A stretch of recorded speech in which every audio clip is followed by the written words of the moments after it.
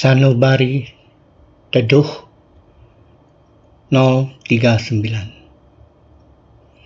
7 kondisi pikiran bagian keempat. Yang kedua adalah rasa takut. Karena sebagai makhluk awam, tubuh, ucapan, dan pikiran kerap kali berada dekat dengan kejahatan. Oleh karena hukum sebab akibat, maka setelah kehidupan ini berakhir, harus jatuh ke alam neraka, alam binatang, atau alam setan kelaparan, dan mengalami penderitaan yang tak terhingga. Sesungguhnya, ini amatlah menakutkan dan mengerikan. Saudara-saudara sedharma, apakah kita semua telah menjaga hati kita? Setiap hari kita berbicara tentang rintangan noda batin dalam hati. Karena kita telah mengetahui bahwa noda batin ini merupakan rintangan bagi kita. Maka bagaimana kita mengikisnya? Dengan penuh welas asih, Buddha mengajarkan kita sederetan cara untuk mengikis noda batin, yakni 7 kondisi pikiran. 7 kondisi pikiran untuk mengikis 3 rintangan. 1.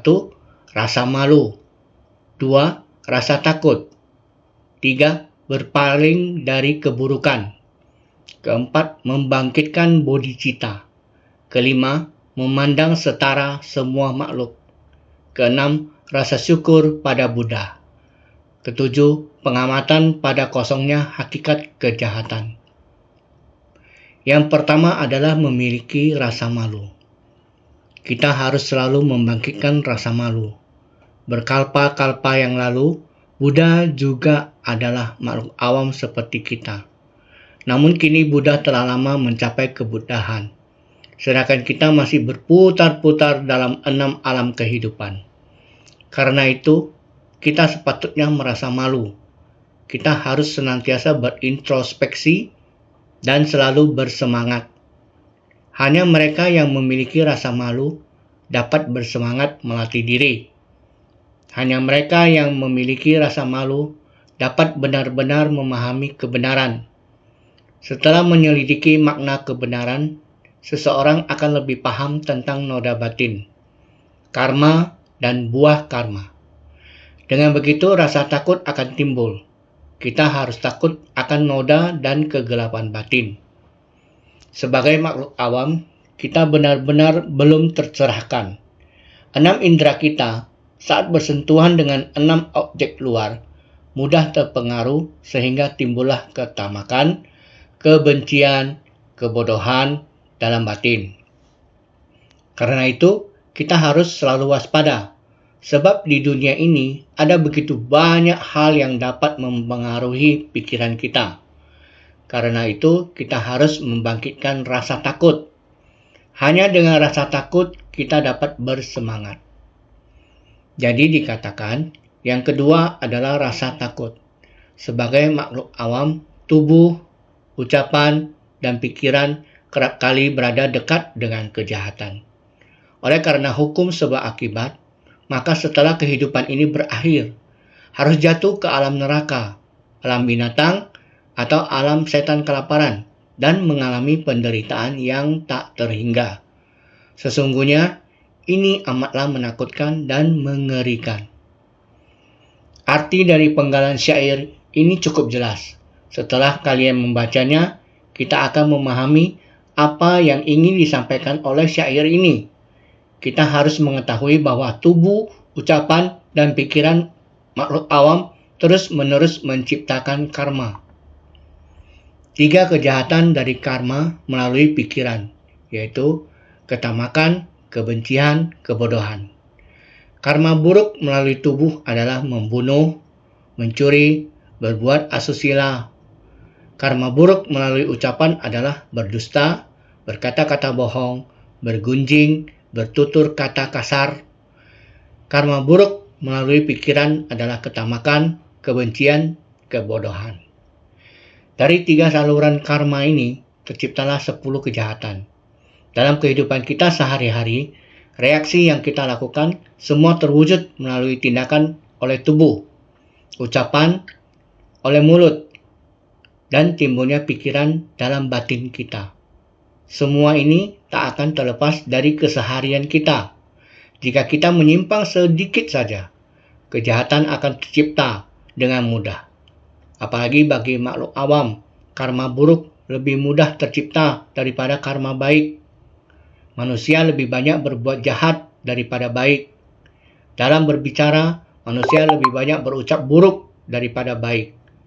Ketika sebersih pikiran timbul, di dalamnya lebih banyak pikiran egois daripada pengertian terhadap orang lain. Jadi tindakan kita pada umumnya lebih mementingkan diri sendiri. Aku cinta, aku benci, aku suka, aku tidak suka, semuanya berpusat pada aku. Karena itu, kita bersikap diskriminatif. Ketika melihat seseorang yang tidak kita sukai, rasa benci akan timbul dalam hati kita. Namun, ketika melihat orang yang kita sukai, hati kita menjadi gembira. Sikap diskriminatif ini membawa penderitaan. Lihatlah, ketika ada rasa dendam dan benci, bagaimana kita memperlakukan orang lain, bahkan terhadap orang yang kita sukai. Kemurkatan akan menyebabkan kita merasa cemburu. Misalnya, kita berpikir, orang yang saya sukai sedang berbicara dengan orang lain, dan nampaknya ia lebih ramah pada orang lain. Kita pun merasa tidak tahan. Bayangkan betapa mudahnya dalam hubungan antar manusia timbul pikiran yang tidak baik. Apalagi dengan banyaknya nafsu keinginan. Bayangkan yang dapat kita lakukan. Baik hal buruk melalui tubuh maupun ucapan. Semuanya sangat mudah tercipta. Namun, kita semua tak menyadarinya. Dalam kehidupan sehari-hari, kita cenderung berbuat jahat daripada berbuat baik. Karena itu, dikatakan bahwa kita selalu dekat dengan kejahatan. Oleh sebab itu, dalam kitab suci dikatakan bahwa tubuh, ucapan, dan pikiran kita kerap kali berada dekat dengan kejahatan. Kita cenderung melakukan hal-hal buruk. Seperti inilah orang pada umumnya.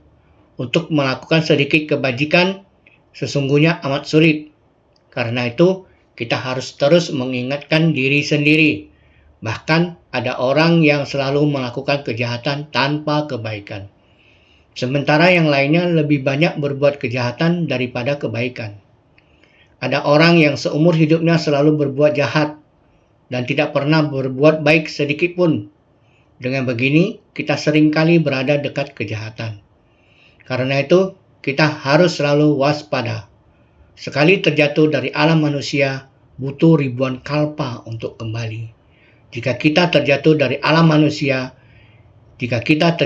alam manusia berarti telah meninggal, kita akan terakhir di alam neraka. Binatang atau setan kelaparan. Inilah yang harus kita takutkan.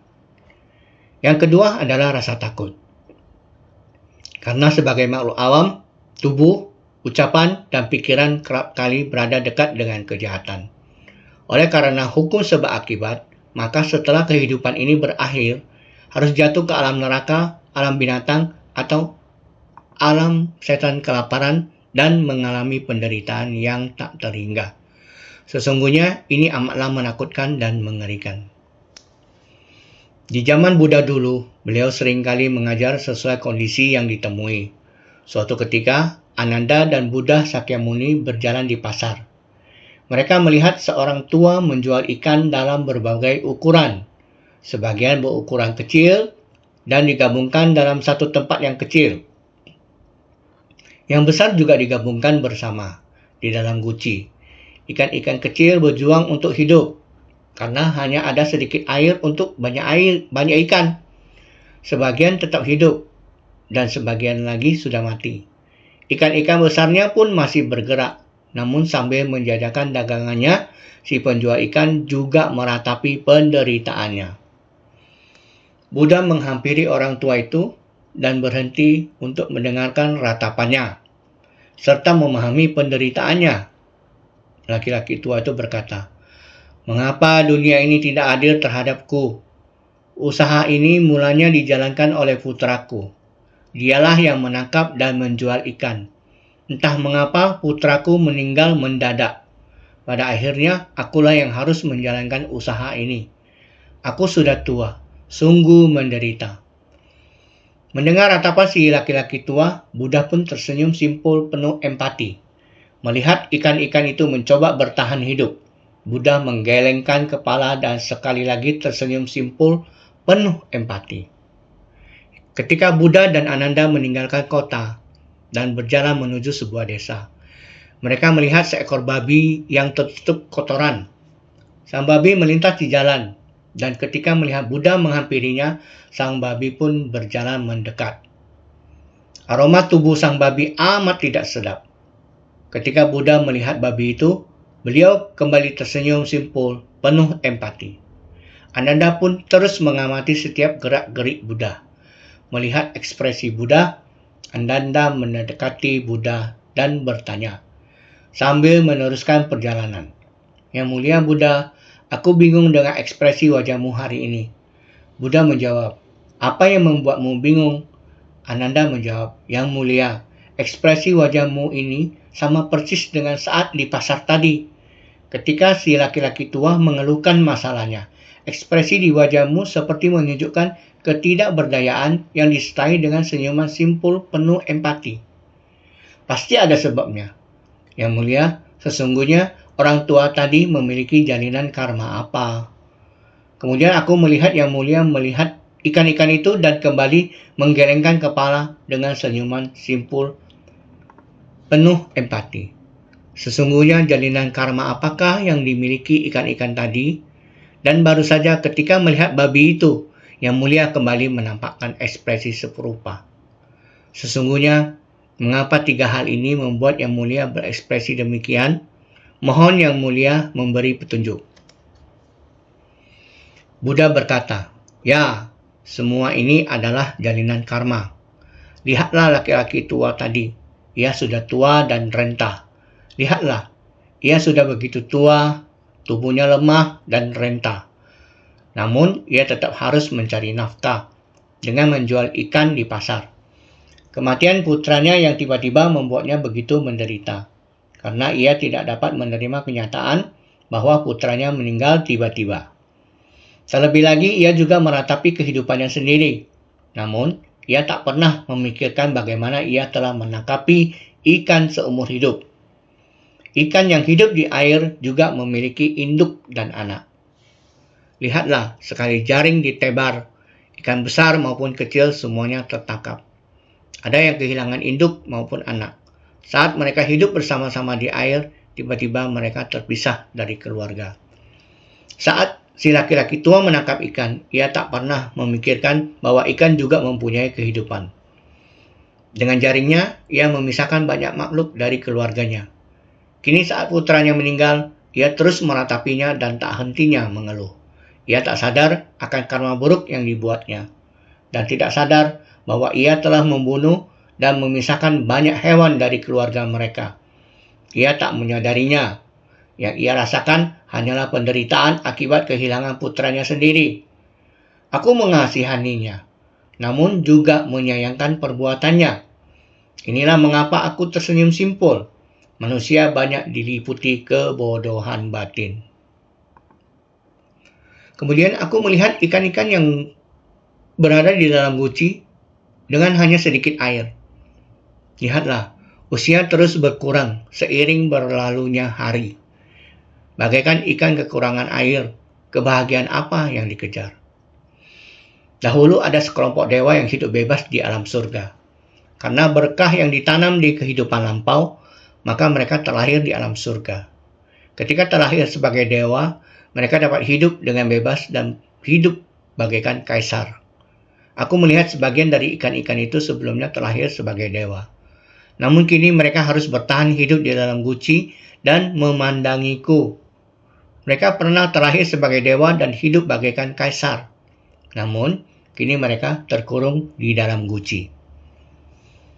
Ananda bertanya, bagaimana bisa begitu menakutkan? Mereka pernah hidup nyaman di surga. Mengapa pada kehidupan berikutnya mereka langsung terlahir sebagai ikan di dalam guci, bahkan menunggu untuk dijual? Buddha menjawab, ia yang berbuat baik akan memperoleh berkah dan terlahir di alam surga. Namun ketika berkahnya habis, giliran akibat karma buruknya yang berbuah. Ini hanyalah sebuah permulaan. Karma buruknya mengakibatkan ia terlahir sebagai ikan yang tertangkap dan dijual di pasar. Ini hanyalah sebuah awal dari penderitaan panjangnya di alam rendah. Kelak masih banyak derita yang menantinya. Ananda merasa ini sungguh menakutkan. Bahkan jika seseorang telah berbuat jahat,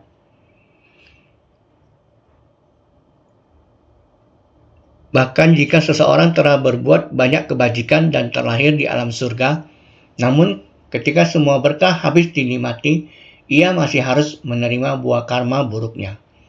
Dan ini barulah sebuah awal. Mereka harus bertahan hidup dalam guci dan diperjualbelikan. Ini sungguh menakutkan. Ananda kembali bertanya, namun Yang Mulia, ketika babi itu mendekati kita, aku melihat Yang Mulia memberi senyuman yang sama. Apakah sebabnya?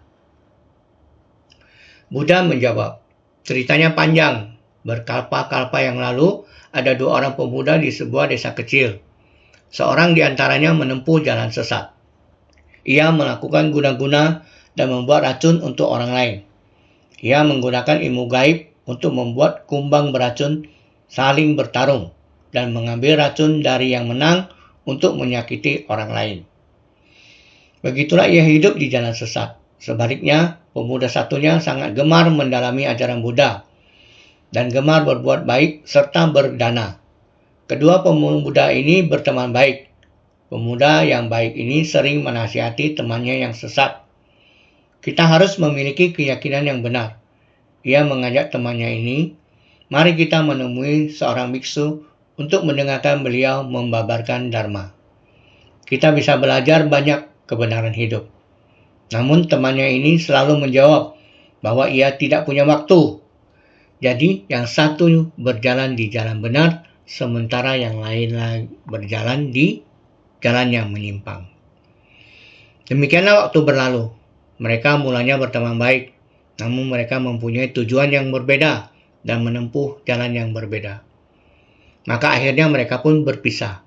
Yang satu melangkah di jalan yang benar dan giat melatih diri, sementara yang lain berjalan di jalan yang sesat dan terus memegang pandangan yang salah. Buddha berkata, Ananda, tahukah engkau, pemuda yang berlatih di jalan benar, menerima ajaran Buddha, waspada dalam berperilaku, dan menjalankan sila dengan teguh saat ini adalah aku, Buddha Sakyamuni. Sejak saat itu dan seterusnya, aku tak berani lengah dalam melatih diri, melainkan terus mencari kebenaran sejati dan menjalankan sila yang murni. Sementara pemuda yang lain tetap melangkah di jalan yang sesat dan makin terjerumus praktik dan pandangan salah. Karena itu, kini ia bukan hanya terlahir di alam binatang, melainkan terus berputar di 3 alam rendah. Hingga kini belum terbebas dari alam binatang. Lihatlah, tubuhnya dipenuhi kotoran. Tak lama lagi ia juga akan dijual dan disembelih. Ia telah menderita lama sekali tanpa mampu terbebas dari 3 alam rendah. Hari ini kami bertemu lagi. Meskipun ia terus mengikutiku, namun tetap ada jarak yang besar antara kebudahan dan alam binatang. Semua ini berawal dari pilihan antara pandangan benar atau salah. Dan kini kedua jalan ini berbeda jauh sekali. Karena itu, aku pun tak berdaya dan hanya tersenyum simpul. Aku tersenyum renyuh melihat kebodohan makhluk hidup. Dari ke-6 alam, tiada satu pun yang kekal. Bahkan mereka yang terlahir di alam dewa akan tetap terlahir di alam-alam rendah setelah berkah mereka habis. Ada yang penderitaannya baru dimulai. Ada pula yang sudah berlangsung lama. Semua berputar-putar di 3 alam rendah. Sebagian dari mereka kini masih terus menciptakan karma buruk. Ketika buah karma buruk mereka berbuah sedikit saja, mereka terus mengeluh tanpa henti. Demikianlah kebodohan makhluk hidup. Mendengar penjelasan Buddha kepada Ananda tentang hal-hal yang mereka lihat saat berjalan melewati pasar dan desa, Bukankah kita harus lebih waspada? Terhadap Ananda, kita pun selalu senantiasa bersyukur. Selain bersyukur kepada Buddha, kita juga harus berterima kasih pada Ananda yang selalu mengamati Dharma dengan seksama. Melihat segala tindak tanduk Buddha, Ananda mengerti bahwa segala sesuatu yang ditemui pasti mengandung kebenaran yang dalam. Ketika melihat wajah Buddha, Ananda segera memanfaatkan kesempatan untuk minta petunjuk Buddha. Karena itu, barulah Buddha menjelaskan makna di balik 3 senyum simpulnya. Setelah mendengar cerita ini, kini kita harus sungguh-sungguh waspada.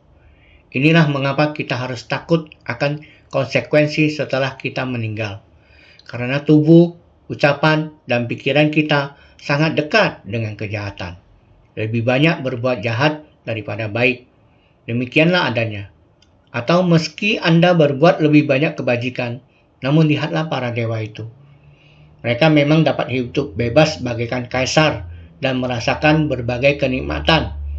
Meskipun sudah terlahir di surga berkat banyak perbuatan baik di masa lampau. Namun ketika berkah ini habis, giliran karma buruk mereka yang berbuah dan menyebabkan mereka terlahir di alam rendah. Jadi, meski kita banyak berbuat kebajikan dan dapat terlahir kembali di surga, namun karena kita juga pernah berbuat jahat, walaupun sedikit, kita tetap dapat terlahir di alam rendah. Kedua pemuda tadi adalah teman. Pemuda yang berjalan di jalan benar telah berusaha membujuk temannya. Kita hendaknya melangkah di jalan yang benar dan mendengarkan ajaran yang baik. Mari kita pahami lebih banyak ajaran kebajikan di dunia. Meski mereka berteman baik, namun akhirnya memilih jalan masing-masing. Lihatlah dalam hubungan antar manusia. Meski dalam hal perasaan cukup baik, namun setiap orang memiliki pemikiran berbeda. Setiap orang memiliki perilaku yang berbeda. Setiap orang memiliki jalan yang berbeda. Inilah yang sering terjadi dalam hubungan antar manusia sekarang ini. Kita mungkin memilih jalan yang sama dan bersama-sama melatih diri. Namun selama proses pelatihan diri ini, perbuatan setiap orang dapat berbeda-beda. Ada yang berlatih dengan penuh semangat, memahami 10 ketika diajarkan 1. Sementara bagi yang berkemampuan lebih tajam, dapat memahami 1000 saat diajarkan 1. Meski baru mendengar sedikit, mereka dapat memahami banyak kebenaran. Inilah orang yang berkemampuan tajam. Ada pula orang berkemampuan sedang. Mereka setidaknya memahami 10 jika diajarkan 1. Kemudian ada yang berkemampuan agak tumpul. Mereka hanya akan mengerti apa yang diajarkan. Namun, ada pula yang berkemampuan tumpul. Orang yang berkemampuan tumpul meski mendengar ajaran, namun tak dapat menyerapnya ke dalam hati. Perilaku dan pola pikir mereka tidak berubah. Meski mereka berkata ini melatih diri, namun pikiran mereka tetap menyimpang. Mereka telah kehilangan pikiran dan pandangan benar, sehingga tidak memiliki ucapan dan perbuatan benar. Ini sering terjadi hanya karena sebuah pikiran menyimpang.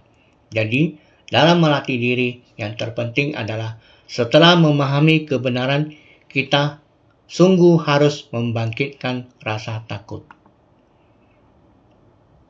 Benih karma yang ditanam pada saat ini akan membawa buah akibat di masa yang akan datang. Segala pikiran dan perbuatan buruk yang timbul, tiada satupun yang tidak menciptakan karma. Tiada satupun yang bukan kesalahan.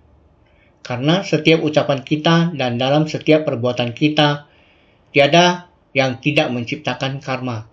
Karena kita makhluk awam lebih banyak memikirkan diri sendiri. Maka ketika pikiran egois ini timbul, kita cenderung berbuat jahat daripada baik.